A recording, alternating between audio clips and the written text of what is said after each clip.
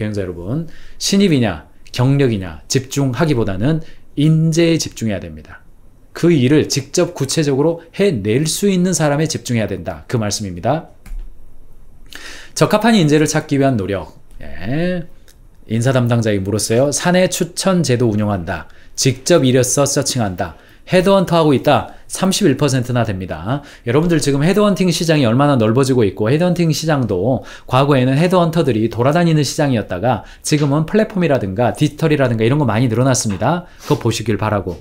수습평가 기간 이후에 정규직 전환제도를 운영한다. 평판조회 시도한다. 면접관 교육들을 실시한다. 굉장히 다양한 노력들을 하고 있습니다. 그런데 제가 언더백 기업의 경영자들을 현장에서 만나보면 참 제가 좀 시간 됐습니다. 거의 한 10년 지난 것 같은데, 국내에서 알루미늄 샷시를 가장 많이 공급하는 그런 회사였어요. 지금은 이제 조금 대기업들에 밀렸습니다만, 거기에 이제 1세대 할아버지죠. 1세대 회장님과 2세대 아들, 이 두 사람이 같이 하는데 이제 경영자 코칭을 한 적이 있습니다. 근데 이제 주제가 뭐냐면 채용에 대한 주제가 나왔던 거죠. 그래서 아이고, 회장님은 뭐 어떤 직원들이 좀 일 잘한다고 생각하십니까? 그러니까 쭉 이야기 하시더라고요. 근데 어떤 직원으로 좀 일을 못합니까? 그랬더니 그분이 막 이런저런 이야기를 했어요. 제가 말씀드리기도 곤란하네요. 그러다가 갑자기 저한테 뭐라 그랬냐면, 먼 산을 보시더니 안경 낀 애들은 좀 일을 못하는 것 같아. 그러시더라고요. 마음껏 이야기하던 때였어요. 그러다가 저를 딱 보시더니, 제가 안경을 끼고 있었거든요. 그러니까 그분이 말을 주워 담으셔야 되잖아요. 그러니까 아니, 다 그렇다는 건 아니고 이렇게 말씀하시더라고요. 사람이, 경영자는요, 자신이 사람에 대한 전문가라고 생각을 합니다. 전문가라고 생각을 하고, 경영은 사람을 통해서 일하는 것이니까요. 경영자가 이런 사람은 이렇다, 저런 사람은 저렇다, 나름대로의 관점을 갖고 있습니다.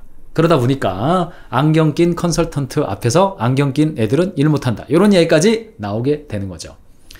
인재 선별에 경영자가 저지르는 3가지 오류들이 있죠. 그 첫 번째, 자신이 사람에 대한 전문가라고 과신하는 경우죠. 그렇지 않죠. 과거의 경험을 통해서 판단하기에는 지금은 너무나 안 맞습니다. 그러니까 경영자가 자기 나름대로 사람에 대한 관점을 가지고 있어요. 근데 그거를 약간 내려놓는 거, 이거 굉장히 제가 중요하게 봐요. 두 번째, 완벽한 사람을 찾으려고 해요. 그러니까 저한테 가끔 마케터 좀 소개해 주세요. 근데 어떤 사람 원하세요? 그러면 일단 30대 후반에서 40대 초반이고, 두 번째, 이 관련된 업무에서 어느 정도 경험이 좀 있고, 세 번째, 직원들, 자기 혼자만 일하는 사람이 아니라 직원들과 커뮤니케이션도 좋고, 네 번째, 관련된 직종 해줬으면 좋겠어요. 그런 사람이 어디 있습니까? 그런 사람 없다고 보셔야 됩니다. 호랑이에게는 날개가 없어요. 날개가 있는 독수리에게는 호랑이의 그 튼튼한 용맹함은 없죠. 그렇기 때문에 완벽한 사람을 찾으려고 하다 보니까 그물코가 자꾸 줄어드는 겁니다. 걸리는 사람이 없어요. 우리 조직에 딱 맞는 인재가 있었으면 우리 조직에 일하고 있었겠죠. 그러니까 인재는 성장시켜 나가는 것이다.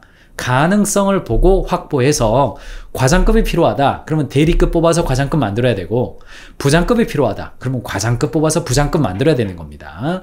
대리급이 필요하다, 신입 뽑아서 대리급 만들어야 돼요. 이 생각 없이는요, 인재 선별에 경영자가 오류를 저지르고 눈높이가 낮아지지 않기 때문에 직원들에게 말이 세게 나간단 말이죠. 결국은 퇴사합니다. 마지막으로 검사 도구 맹신하는 거. MBTI로 사람 제발 뽑지 마시기 바랍니다. MBTI 하고 AI 조사 들어가고 다 들어가요. 근데 그거는 보조적인 자료로만 쓰셔야 됩니다. 검사 결과에 의존하기보다는 개개인의 특성에 맞춰서 해야 된다는 거. 경력이 없는 직원이라도 채용해서 회사에서 경력을 쌓도록 도와주는 것 역시 중소기업에서 필요해요. 직원들 입장에서는 중소기업에 들어가면 내 커리어가 여기서 끝날 것 같은 두려움 때문에 취준 기간이 늘어나는 거. 중소기업 입장에서는 내가 바로 써먹을 수 있는 사람 뽑아야 되기 때문에 조금이라도 스펙이 없으면 안 뽑으려고 하는 거. 이 문제 누가 풀어야 됩니까? 기업이 풀어야죠. 경영자가 풀어야죠. 경영자가 먼저 그런 사람이라 하더라도 가능성이 있다면 그런 사람들 뽑아서 키워야죠. 기존 직원들과 조직원들을 존중하는 거, 소속된 팀에 헌신하는 태도를 가지는 거, 분야에 대한 관련성을 갖는 것. 이거 뭐예요? 경력직 뽑을 때 중요한 요소입니다. 경력직 뽑을 때에 그가 어떤 스펙을 가지고 있느냐 이런 거 굉장히 중요한데 제가 최근에도 갔는데요. 성수동에 있는 그 투자를 2번 시리즈 B까지 받은 회사인데 뭐 캐시가 있죠. 투자 받았으니까. 그러니까 뭐 대기업이라든가 다른 유니콘 기업에 근무했던 사람들 대리급, 과장급, 차장급 뭐 몇 천만 원 경우에 따라서는 1억 넘게 돈 주고 뽑아왔어요. 한 20명 정도 되는 팀장급들 쫙 뽑아왔어요. 일이 잘 될 줄 알았죠. 문제는 뭡니까? 그냥 제가 돌려서 이야기하겠습니다. 삼성 출신은요, 삼성 방식으로 일하고 싶어 해요. LG 출신은 LG 방식으로, SK 출신은 SK 방식으로 일하고 싶어 해요. 기존에 있는 문화를 전혀 존중하지 않는 거예요. 그러니까 안 뭉쳐져, 이게. 안 뭉쳐져요. 사람 뽑아왔다고 그게 바로 실력이 나는 게 아니거든요. 그러니까 경력직 뽑을 때 기존에 있는 조직을 존중하려는 마음, 기존에 내가 여기 입사했더니 여기서 일하는 친구들은 아예 실력 없네, 이렇게 해버리면 안 된단 말이죠. 그거를 보고 가야 된다는 겁니다. 경력이 없는 직원이라도 채용해서 회사에 경력을 쌓아야 되는 겁니다. 우수인재를 발굴하는 방법, 내부에서 육성하는 것, 아직도 가장 타당한 방법으로 인정되어지고 있습니다. 우수인재를 확보하는 방법, 직원 성장을 위한 교육의 기회를 제공해 주어서 이 회사는 이미 성장한 사람만 데려다가 쓰는 것이 아니라 기존에 있는 직원들을 어쨌든 성장시키려고 노력하는 회사다라고 하는 것이 이 회사의 평판으로 잡혀야 된다는 겁니다. 그리고 지금 역설적으로 청년을 위한 채용 시장이 없다 보니까 역설적으로 주니어들을 확보할 수 있는 기회가 열려 있다는 겁니다. 주니어들을 안 뽑고 다 경력 있는 사람들만 뽑으려고 하니까 중소기업 입장에서는 주니어를 확보해서 그 가능성이 있고 역량 있는 그런 주니어들을 상대적으로 확보할 수 있는 기회가 됐단 말이에요. 왜요? 대기업들이 공채 안 하고 줄이고 있으니까. 과거에는 대기업만 바라봤던 그 인재들이 중소기업도 좀 본단 말이죠. 그러니까 그때 확보해가지고 회사와 조직의 큰 그림을 파악하게 해주고 필요한 일을 스스로 찾게 해주고 주변 동료나 상사의 관심사항 확보하고 문제 해결에 필요한 조치를 앞서서 해결하고 기대 이상의 아웃풋을 내는 이런 사람이 인재 아닙니까? 이런 사람들을 만들 수 있는 언더백 기업, 중소기업의 기회의 시장이 왔다는 겁니다. 단, 이 친구가 우리 회사에서 얼마나 일할 수 있을지 혹은 우리 회사에 잘 맞을지 어떻게 판단합니까? 직무 자체로 판단하기도 사실은 어려워요. 제가 엊그제도 저한테 아니 사람 뽑을 때 어떤 걸 제일 중요하게 봅니까? 이런 이야기를 저한테 누가 질문을 하시더라고요. 그래서 저도 한 가지 대답을 해줬거든요. 대답을 해줬는데 저의 경우는 뭐 책의 이야기입니다. 이 워커사우루스라고 하는 책에 나와 있는 이야기인데 꼭 뽑아야 될 인재가 누구냐? 저한테 한마디를 물어봐라. 그러면 저는 이렇게 대답을 하죠. 강박적 집착. 요 단어. 이 obsessive paranoid죠. 강박적 집착이죠. 목표를 향해서 온 힘을 쏟아붓는 의지력보다 조금 더 센 개념이에요. 그릿을 넘어서 더욱 야심찬 목표를 가지고 좀 더 특별한 집중력으로 집요하게 일을 추진하는 거예요. 강박적 집착입니다. 저도 이제 신입사원들을 뽑거나 인턴들을 뽑거나 할 때요. 다른 것보다도 가장 중요하게 보는 것이 뭐냐면 이 잘하고 싶은 마음이 있거든요. 저는 다른 말로 상승의지라고 표현하기도 하고 잘하고 싶은 마음 이거 있죠. 어떤 일을 하든지 간에 약간 요 정도면 됐겠지? 요 정도면 나에게 일 시킨 사람이 요 정도면 뭐라고 안 하겠지? 요런 태도가 우리나라에서는요. 대학을 다니는 과정에서 자연스럽게 익혀집니다. 왜 그래요? 과제를 내줄 때 교수님이 과제 내줄 때 빠꾸당하지 않을 만큼만 내야 대학 생활에 대한 나의 기본적인 가장 잘 즐기는 방식이잖아요. 그러니까 문제가 안 될 정도로 해요. 문제가 안 될 정도로만 출석 유지하고 문제가 안 될 정도로만 레포트 내요. 그게 일반적이에요. 근데 아주 특별한 소수에게는 어떤 게 있어요? 내 자신을 밀어붙이되 교수님의 눈높이가 아니라 내 자신의 눈높이까지 밀어붙이는 사람이 있단 말이죠. 스스로의 에너지와 노력으로. 그걸 우리는 강박적 집착 혹은 그릿이라고 표현을 합니다. 저의 표현으로는 잘하고 싶은 마음이에요. 그게 자기 자신의 내부에 있느냐 이거예요. 제 아들도 잠깐 국내에 있죠. 국내에 있으면서 인턴을 하고 있습니다. 어느 한 회사에 인턴을 하고 있어요. 근데 이제 인턴을 하니까 과제가 주어지죠. 과제가 주어지는데 뭐 어젯밤에 제가 퇴근을 했더니 뭐 어떤 과제를 줬대요. 근데 제가 들어봤는데 굉장히 좀 어려워요. 뭔가 리서치하는 그런 일이에요. 보니까 굉장히 특별한 산업에서 정말 이렇게 찾기가 어려운 거더라고요. 그리고 제가 막 한 시간 또, 1시간 가까이 이렇게 한번 해보는 건 어때? 이거 찾아보면 나올 수도 있어. 야, 요렇게 해도 돼. 그랬더니 제 아들이, 그거 제가 다 해봤어요. 그러더라고요. 그런데 한 줄도 못 썼다 그러더라고요. 한 줄도. 그가 원하는, 매니저가 원하는 한 줄도 못 썼대요.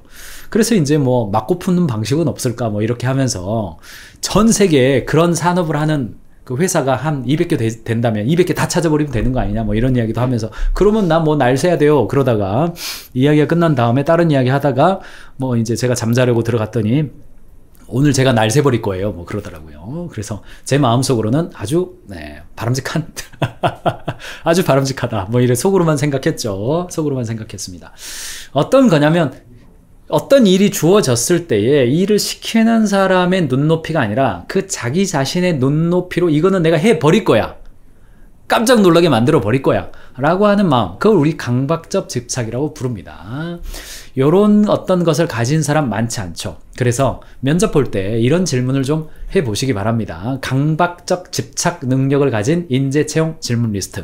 잘하고 싶은 사람. 강박적 집착 이 말은 사실은 심리학적인 그 정신병 이름 중에 하나입니다. 저는 잘하고 싶은 마음이에요. 잘하고 싶은 마음. 이게 느껴지는 사람. 이걸 찾으세요. 자, 1번. 탁월한 일을 해내는 과정에서 역경을 극복한 경험이 있습니까? 결과를 얻기 위해 무엇을 했습니까? 당신이 생각하는 이상적인 근무 일과를 설명해 보세요. 무엇을 하거나 무엇을 생산해내고 있습니까? 우리가 당신의 관심사에 맞는 직책을 제시했지만 그 자리가 다른 부서의 대등한 직책에 비해 장래성이나 영향력이 떨어진다고 가정하겠습니다. 그렇다면 당신은 어느 쪽 직책을 원하며 이유는 무엇입니까? 개인적인 일 또는 업무를 하면서 심하다 싶을 정도로 목표에 매진했던 경우는 언제입니까? 어떤 유형의 동료나 팀원들과 일하고 싶습니까? 고객의 불편함, 제품 설계, 결함 등 문제가 발생했을 때 처리했던 경험이 뭡니까? 문제를 해결하기 위해서 당신은 무엇을 했습니까? 자, 이런 질문이 다 뭡니까? 자기 자신을 딥다이브 할 수 있는, 푸시해낼 수 있는 그런 경험이 있는지를 묻는 질문 아닙니까? 요거를 보시라는 거죠. 직무에 대한 전문성, 자격증, 관련된 스펙 중요하죠. 그러나 제가 주니어들을 바라볼 때 가장 중요한 게 뭐냐? 잘하고 싶은 마음이에요. 얼마나 잘하고 싶은가? 상승지가 있는가? 이거 보시기 바랍니다. 천혜림 대표님, 요즘은 직무에 바로 투입할 수 있는 신입 지원을 채용하고 있어요. 인건비 부담도 줄이고 단시간 습득 후 업무 투입을 위해서요. 채용의 신중함이 더해졌어요. 면담할 때 면접비 주고 실무 기술 가능 여부 테스트를 시도하고 있어요. 맞습니다. 면접비 주는 거 우리나라 점점점 활성화되고 있습니다. 면접비 주는 거 얼마 되지 않아요. 그거. 그 다음에 면접비 주고 한 3시간 일도 시켜보시고 3시간 일 시킬 때 한 5만원 주시기 바랍니다. 한 3시간 정도 일 시켰다. 한 5만원 주시면 돼요. 교통비 포함해서. 그렇게 해서 확인해 보고 뽑는 것이 제일 싸게 먹히는 겁니다. 그래서 이런 걸 확인하는 단계로 가인지 컨설팅 매뉴얼 한 페이지만 가지고 왔습니다. 한 페이지만 가지고 왔습니다. 맨 처음 시작은 의미채용 공고로 시작하시고요. 마지막은 최종 면접이고 특별히 하시라고 제가 권해드리는 게 뭐예요? 요거잖아요. 요거. 어때요? 전화 인터뷰 꼭 하시라는 겁니다. 지원서 확인하고 전화 인터뷰 하시고요. 실무진 면접 아마 하실 겁니다. 채용 과제를 내주거나 견습해보거나 요거 3시간만 하시면 돼요. 3시간만. 채용 과제 내주는 거, 채용 과제 수행할 때 수행 비용 주시기 바라고요. 1차 면접과 경영자 면접 사이에 채용 과제 내주고 경영자 면접 볼 때 그거 PT하게 하는 겁니다. PT하게 하는 겁니다. 요런 것들 활용하시기 바랍니다. 여러분들 채용 프로세스 가인지 캠퍼스에 쳐서 확인하시고 동시에 아이고 저희는 뭐 지원자도 없어요. 지원자 있어야 고르죠. 그렇다면 채용 브랜딩 H 모델 이거 확인하셔야 됩니다. H자처럼 생겼죠? 가인지에서 여러분들 채용 브랜딩 치시면 요거 양식 나오고 여러분들이 요거 다운로드 받아서 쓸 수 있어요. 자, 가운데에다가 미션 꼭 넣으시고요. 이쪽에다가 JD 무슨 일을 시키고 싶은가 이거 보시고 아래쪽에다가 CDP 이런 직무를 하면 회사 내에서 어디까지 성장할 수 있는지 알려주는 겁니다. 그 다음에 CD가 있습니다. 일하는 환경에 대한 안내가 있어요. 입사하면 우리는 일하는 환경은 이렇습니다. 아래쪽에는 뭐예요? EVP가 있습니다. 우리는 이러이러한 것을 우리 회사를 통해서 얻을 수가 있습니다. 딱 요 5개만 좀 정리하시고 채용 광고 낼 때 제발 네, 내사시 협의 면담 시 결정 제발 이러지 마시고 5가지나 하세요. 우리 회사는 이게 미션이다. 2번 입사하면 이런 일 한다. 3번 이런 일 계속 하다 보면 회사 내에서 이 정도 성장한다.